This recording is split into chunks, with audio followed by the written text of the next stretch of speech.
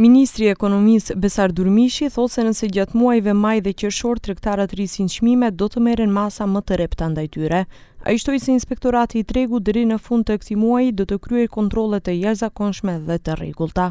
Të gjithë tregtarët të cilët gjenden në vendin tonë do të kontrollohen nga Inspektorati i Tregut.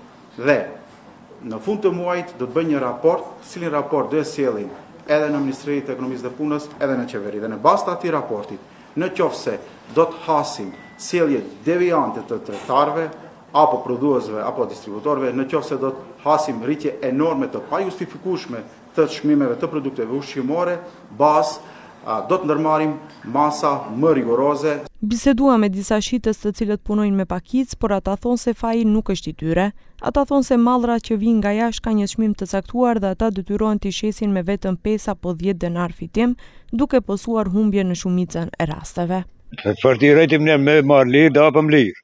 Po e marrëm shtrinë dhe mora çkuj shtrinë, neve ne bien shtrinë. Shtrinë ne bien. Se gjithë punën nuk e dimë ne. Jo asnjë që s'kapitem në humbje, në përfitim, në humbje. S'kapitem gjithë 10 dinar në lloni vagat ja. 10 dinar brenda imi. S'kemi mora dalësh për në shkapak. Ta hupim kohën, më të dalë dini, se ama nuk ka kurrë. S'mund t'i rresin tregtarët çmim. Tregtarët s'kan si t'i rresin çmim. Se shembull ajo do patligjona të gjëra që shajten për jashtë, ato vajnë për jashtë. S'ka tregtari si të rrejte, veç ai me shumicë gjëshet, ai e rrejte në çmim. Ai shkon 10 dinar, 5 dinar fitaj. Ma shumë s'shkon.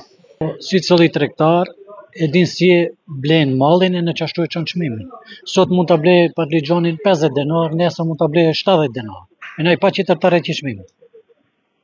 Se çmimet luajnë çdo ditë. Për çmimin e hipim, sipim çmimin e.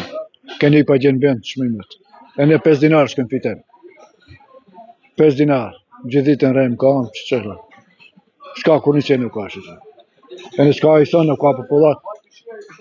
Që kjo është. Ministri i Ekonomisë tha se fal masave të ndërmarra që nga fillimi i vitit, përfshirë kufizimin e margjeve për produktet ushqimore dhe higjienike, ekonomia është më stabile dhe nuk ka rritje të jashtëzakonshme të çmimeve.